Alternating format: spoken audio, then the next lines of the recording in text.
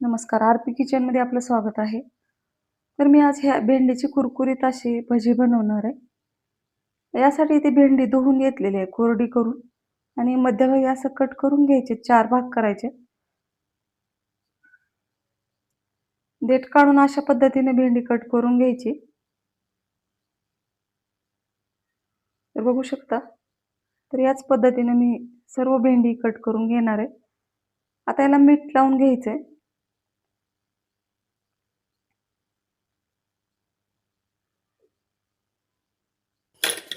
आता याच्यामध्ये बेसन पीठ कालवून घ्यायचे आपल्याला भज्याच्या पिठासारखं.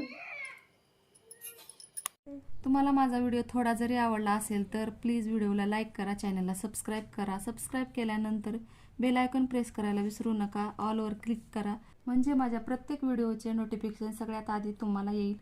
हाईप ह्या ऑप्शनवर क्लिक करून जे काही पॉईंट्स असतील ते द्यायला मात्र विसरू नका. तुमचे एक लाईक, एक सबस्क्राईब आणि या हाईपचे पॉईंट माझ्यासाठी खूप महत्त्वाचे आहेत. आणि छानशी कमेंट करा. चला रेसिपीकडे वळूया. तर इथं 2 चमचे बेसन पीठ आणि 1 चमचा तांदळाचं पीठ घेतलेलं आहे. तर मी घरी बनवलेलं तांदळाचं पीठ आहे, त्याची पण रेसिपी टाकलेली आहे. चवीनुसार मीठ टाकायचे, धने जिरे पावडर टाकायचे, लाल तिखट टाकायचे. आता अर्धा चमचा ओवा टाकलेला आहे याच्यामध्ये चोळून हातावर. आता सर्व पीठ एकत्र करून घ्यायचे आणि छान असं पीठ मळून घ्यायचे.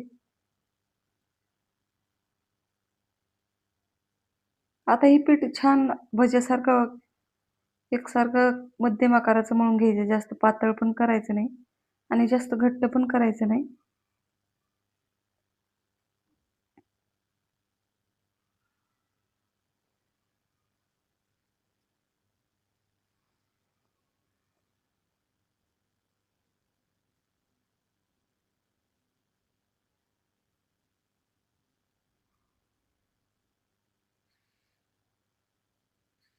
आता इथं पीठ मळून झालेलं आहे बघू शकता. एकदम छान असं पीठ मळून झालेलं आहे. आता ह्याच्यात चिमूटभर खाण्याचा सोडा टाकायचा आहे.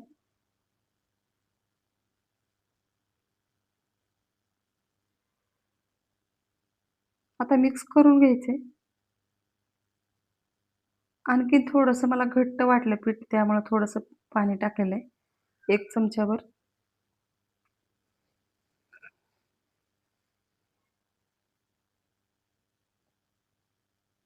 आता या कढईमध्ये तेल टाकायचे. आता हे तेल गरम झालेलं आहे. 1 चमच्याभर तेल ह्या मळलेल्या पिठामध्ये टाकून घ्यायचे. त्यामुळे भज्याला एकदम छान कलर येतो. आता या पद्धतीनं पिठामध्ये अशा पद्धतीने भेंडी भिजवून घ्यायची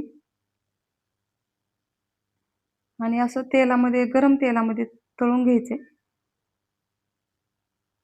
या पद्धतीने एकदम कुरकुरीत असे भजे तयार होतात. आता दोन्ही बाजूनी एकदम छान खमंग असं तळून घ्यायचे.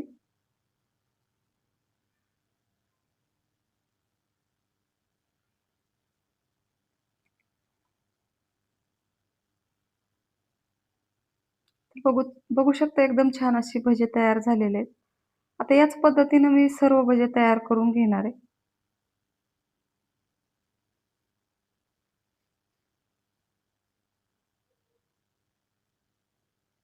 आता कुरकुरीत आणि खमंग असे भजे तयार झालेले आहेत.